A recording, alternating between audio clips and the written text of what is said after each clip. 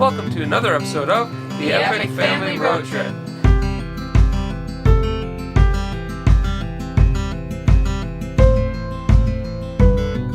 This week's video is about our amazing trip to Bali, Indonesia.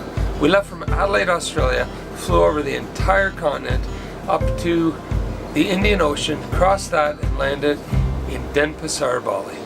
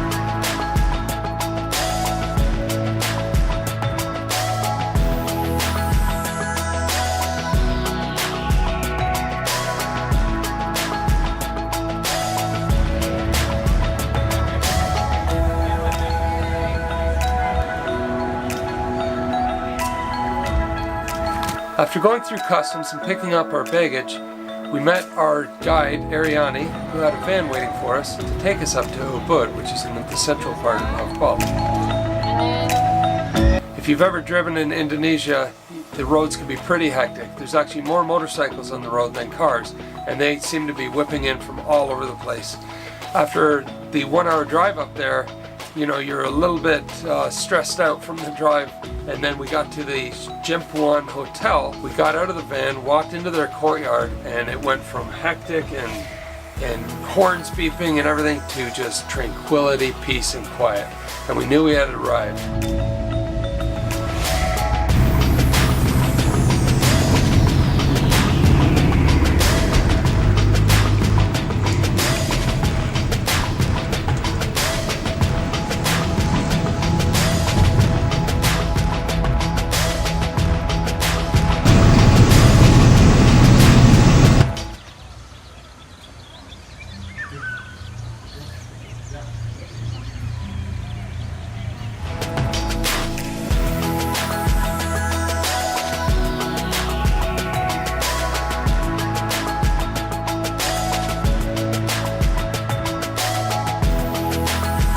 The next day we woke up early to meet our guide, who would take us on our first trip to the Taman Ayun temple.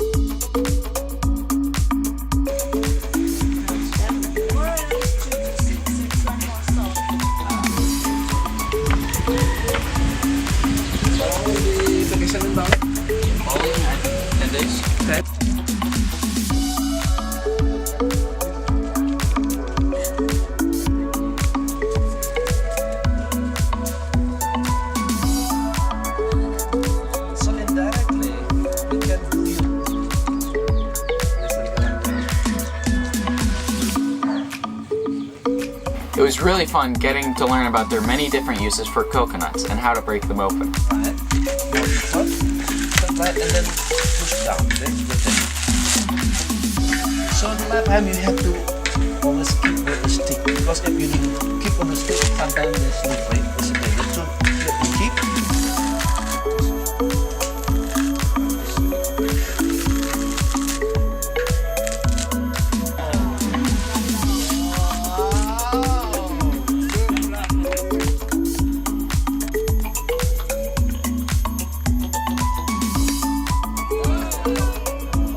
call it tombo. This is for the next generation, for seeding. Because they already you can try. Eat it? Yeah, you can eat.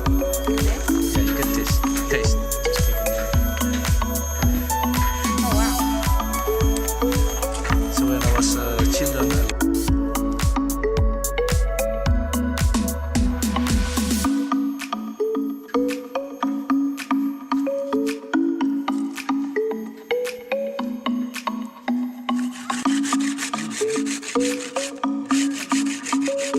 It was also interesting to learn about all the different products and byproducts that came out of one coconut.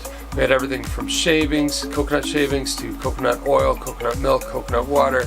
Those are very versatile fruits. Yes, the shells they actually cut them in half and turn them into traditional bowls. They use every little bit of the coconut. After learning how to make some of those products, we got to then enjoy those products that they turned into these delicious cakes and snacks, and it was a lot of fun, and they were absolutely delicious. Coconut sugar is actually another byproduct, so they sweeten their cakes with that coconut sugar. It was amazing and it was delicious.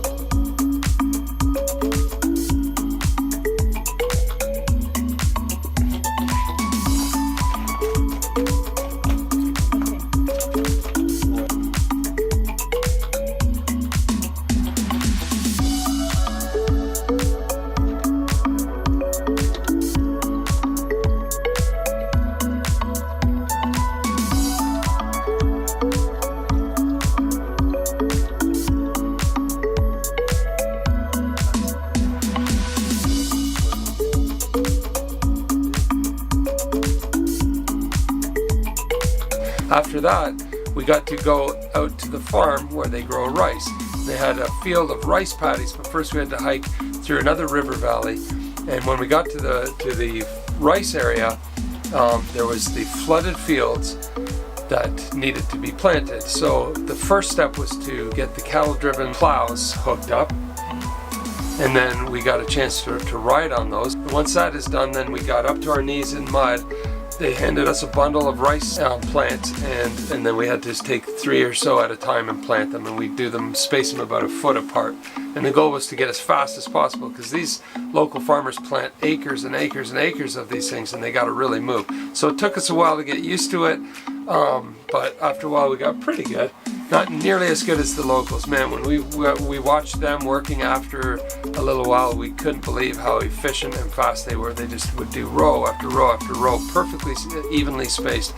Practice makes perfect. So just the whole exercise, though, getting up to our knees in mud and just getting out in the field gave us a new appreciation for rice. The next time we ate a bowl of rice, we really understood the work and the labor that goes into producing it.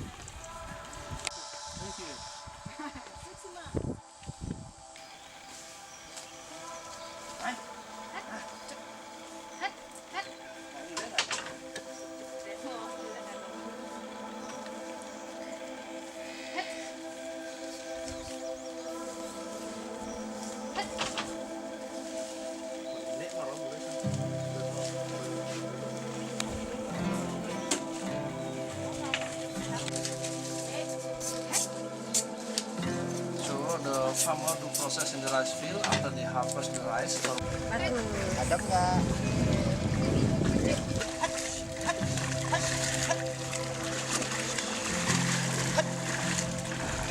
Let go.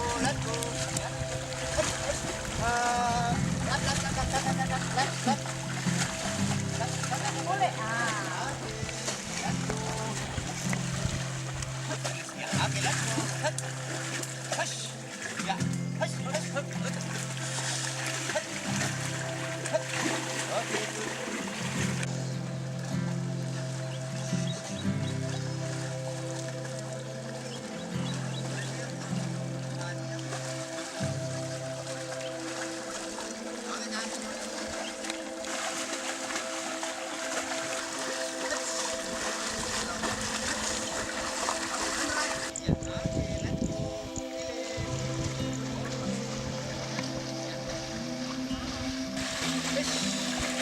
Oke, bravo.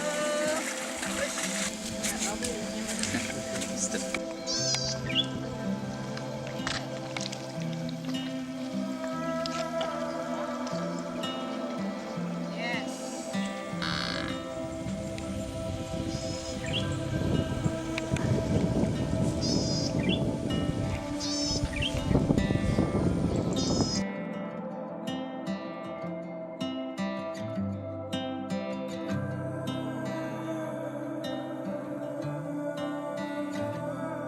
After an amazing time farming, we got to cool down with some coconut juice that they got for us, and we got to learn how to climb palm trees, how they do.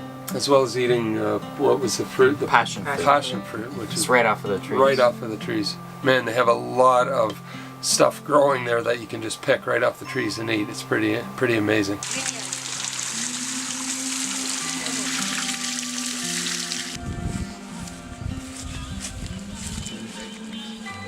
very good for the belly.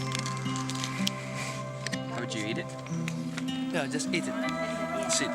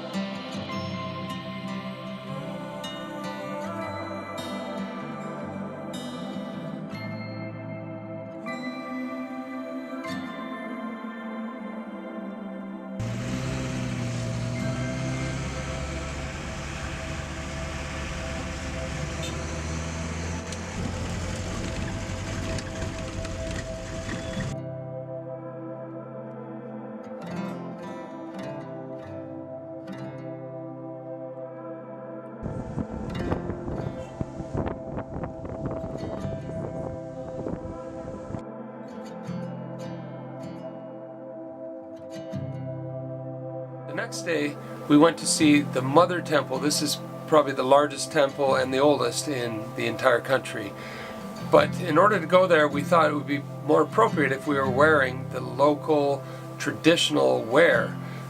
They wear sarongs, I think they're called. It's like a robe that you wear and a special hat. And you'll see in the video some of the clothing that we got to wear that day. And it really made us feel like a part of the scene there and feel like a local. So the first step was to go and see how the clothing and the fabrics are made by hand there, which in itself was an incredible experience. The amount of work that goes into weaving these clothes together, and then the detail that goes into painting every single little design. It's just absolute unbelievable artistry, and it was fun to watch them make it. So we also felt like in order to contribute a little bit back to the town and to the townspeople there, it would be nice to purchase these clothes and and that would help the local economy a little bit, and we could leave the place a little better than when we found it.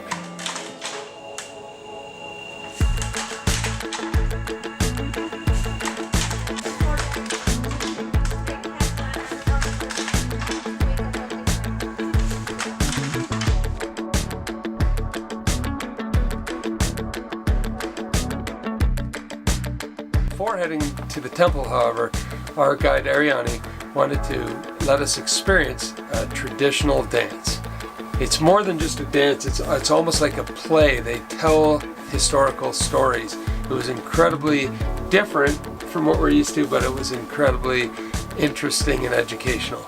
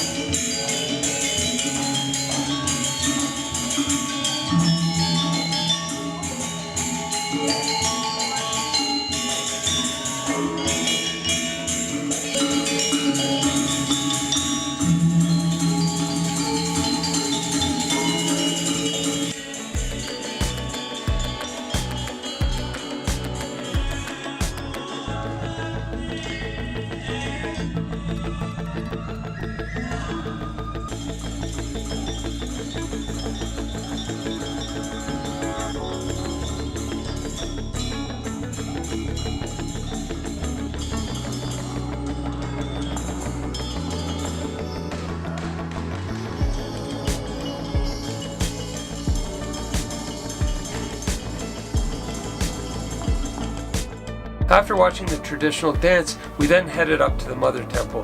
Now it's about 1,000 feet up Mount Ayun, which is a stratovolcano and the highest point in Bali. Next we headed to the Kertagosa Hall of Justice and Museum.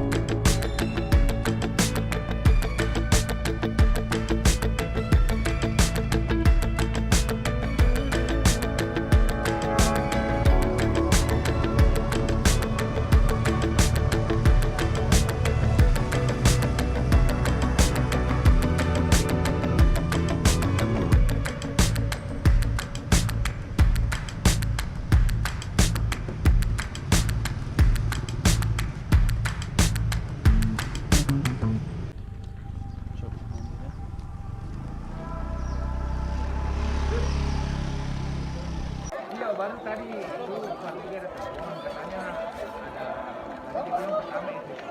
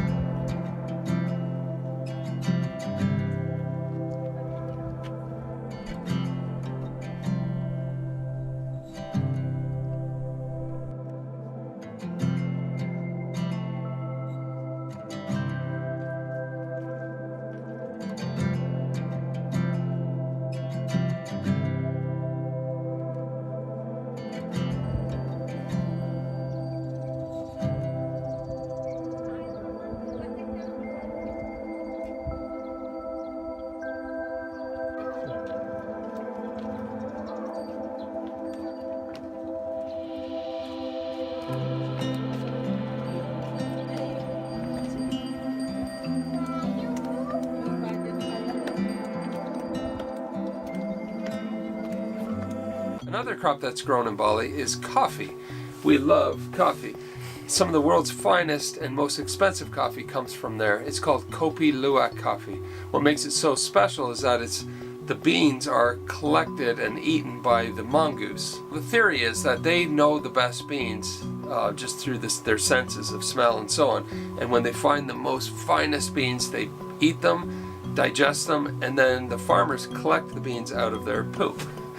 So it goes through their entire system, and then they wash them off, and then they process them the way they would normally with coffee. We got a chance to be part of that whole process. We got to roast the beans and grind them, and then eventually have our own cup of coffee. It was pretty good. It was really fun. Yeah, it was delicious. One of my favorite things was sitting in the jungle overlooking the rice paddies, sampling all of the different types of coffees and teas.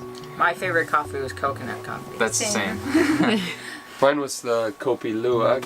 When we actually bought some and brought it home.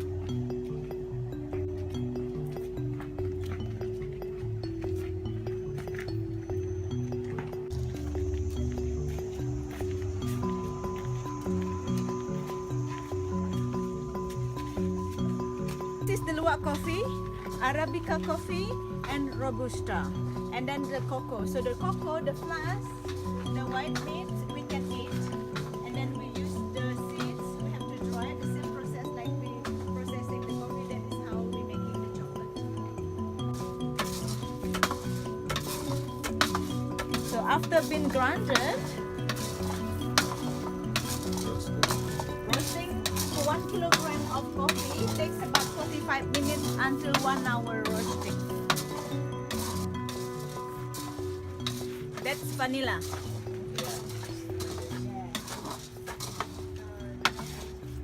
Cup of coffee, anyone?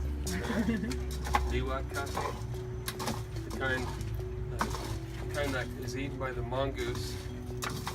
I think the theory behind it is they know the really good coffee beans, so they eat them and then digest them and then poop them out, and then you collect up the poo and let them dry, and then after they dry them, they shell the seeds. There's 2 shells on them. They peel them, and then they go in here. Or first they go in here, and then they roast them. I hope I'm doing it right. I don't want to wreck your crop. And then when they're roasted, then they pound them into a fine grind, and then sift them through the sifter here. And then we drink it. At some point, we drink it.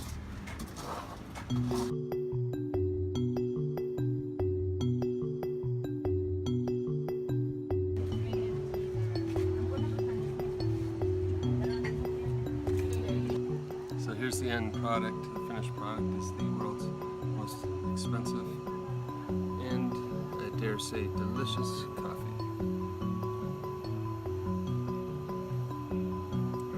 That's good. That's good coffee.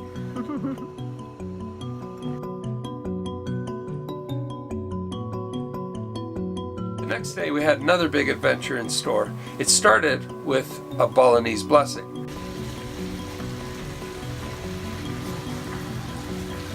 We're doing some kind of Balinese blessing at the priest's house. So we'll see what it's all about and we'll let you know.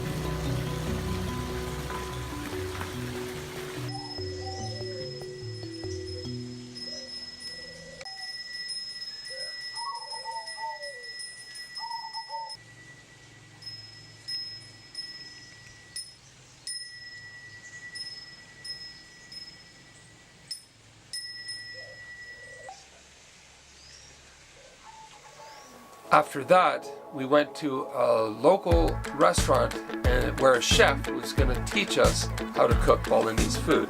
That began with going into their organic garden and selecting fruits and vegetables and all the ingredients that we're going to work with to make this meal. And then we got to work in the kitchen, which in Bali they're usually an outdoor kitchen with charcoal fires and all kinds of traditional utensils. It was just a great experience, chopping up the veg, learning how to put it all together and cook it, and working with the meat the way they do, pounding it into almost like a paste, and then it putting it onto these skewers. How did you work with that? Yeah, we put them onto skewers or on lemongrass. Or on banana Lemongrass, which gives it even more flavor. Yeah, it smelled amazing. Yeah, the aromas were insanely delicious. The food was good. They use a lot of vegetables. It's almost a completely vegetarian diet, at least the meals that we participated in. So the whole experience was just incredibly fun and educational. Today we're learning how to cook Balinese food. I've got my traditional dress on. I'm wearing an apron, the kids as well, and we're starting by working in the garden and picking vegetables for the meal, and then we're going to go back to the kitchen and get a lesson in how to cook it. So it should be fun and educational, and the food should be delicious by lunchtime when we eat it.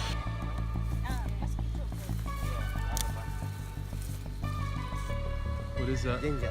Ginger. Oh yeah, nice.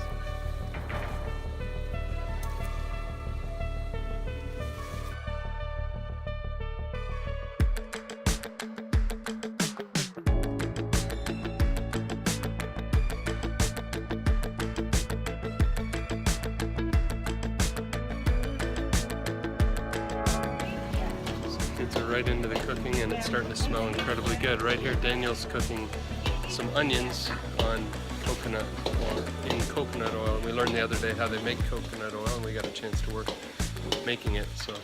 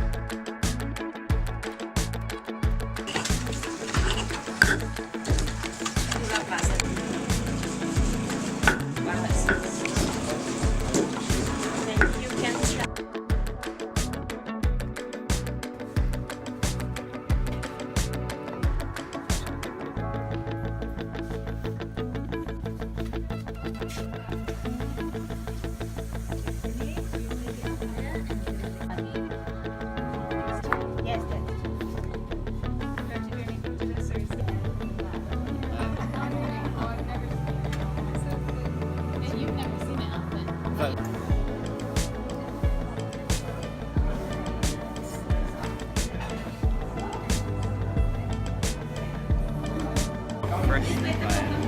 Is that the one you picked up there? Yes, fresh papaya is almost like a vegetable, and then ripened it's like a fruit. Yeah. Good man. Yummy?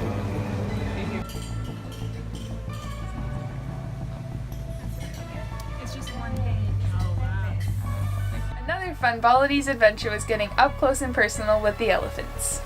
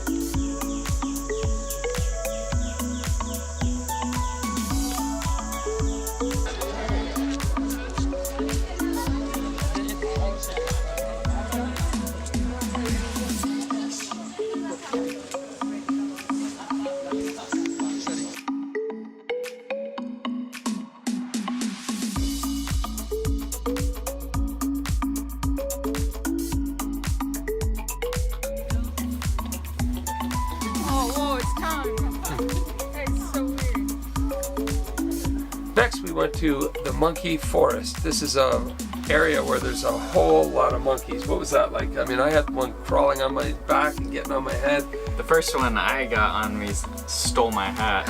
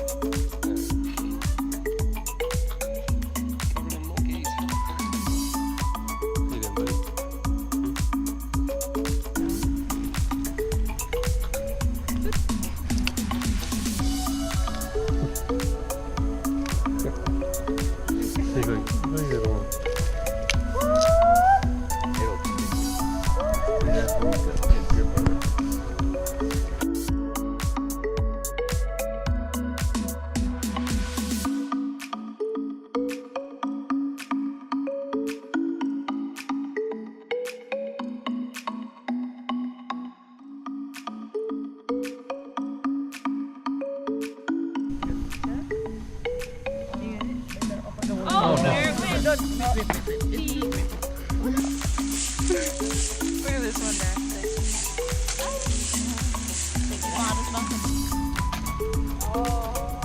There you go.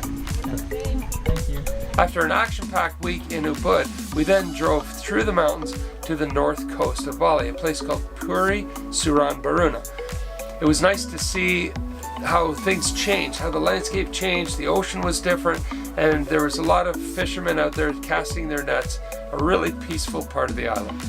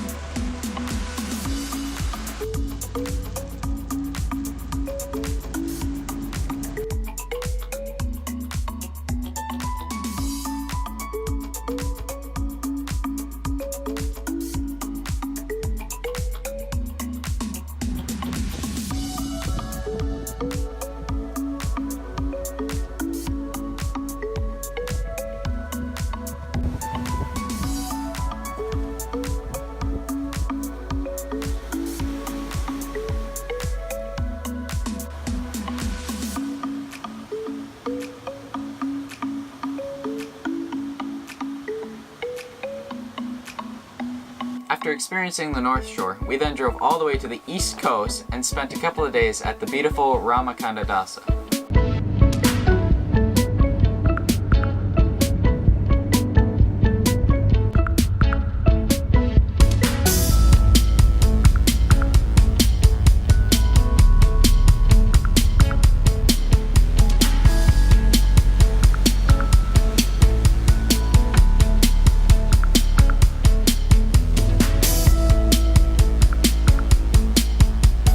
It's our last couple of days here in Bali. We really had an awesome time.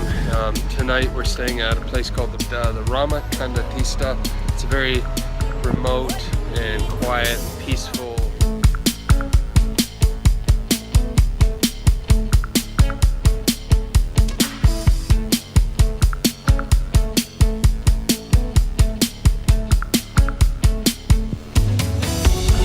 We've really enjoyed our time here. It's just been incredible, and recommend you come to Bali.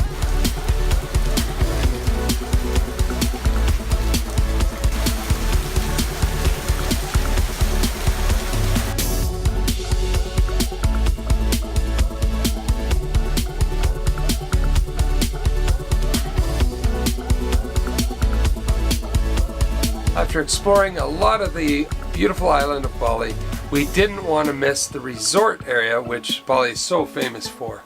So we headed down to an incredible resort called the Pan Pacific, which was near Denpasar, right on the ocean. Big pools, wave pools, slides, water slides, delicious food, incredible rooms. What an awesome time.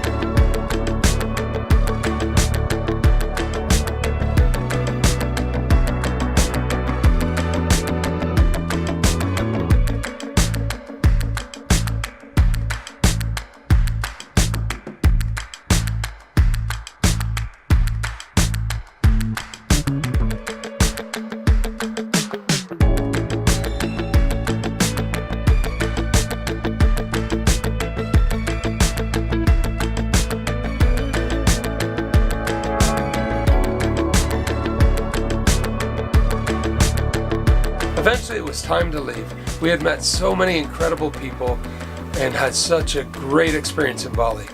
We headed to the Denpasar airport to await our flight. But in the meantime, the airline that we had arrived on from Australia, Tiger Air, could no longer fly into Bali. It was some issue they were having with the Indonesian government, so we didn't have a ride home. But our travel agent scrambled to find another flight, and after some pretty decent delays, we ended up on a plane and we flew into Australia. We landed up in Darwin, which is at the very north part of Australia, where we had another lengthy delay, but it gave us a chance to get caught up on some sleep on the chairs, waiting for our next flight, which would take us across the continent back to South Australia and Adelaide.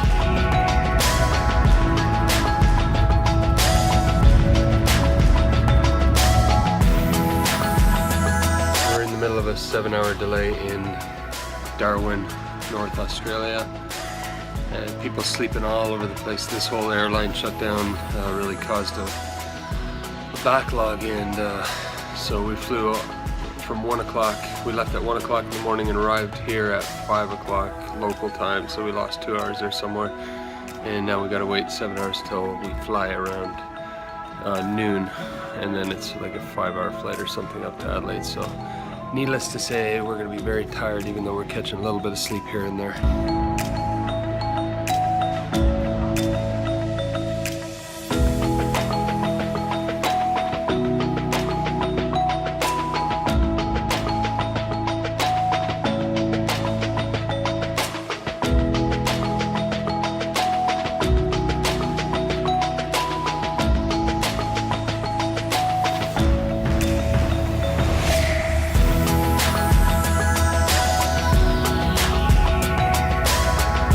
what an amazing trip to Bali, guys. Did you enjoy this? It was amazing, yeah. I mean, we'll keep those memories forever. It was not only relaxing, but it was educational and really stretched our worldview. You know, our goal was to learn about other people, because you can just get kind of a closed worldview when you only stay in one place. So going to other cultures, learning about other religions, it really opens your eyes, and I think and I hope it makes you more of a compassionate person. That was our goal, and I think that was the result of our amazing trip to Bali.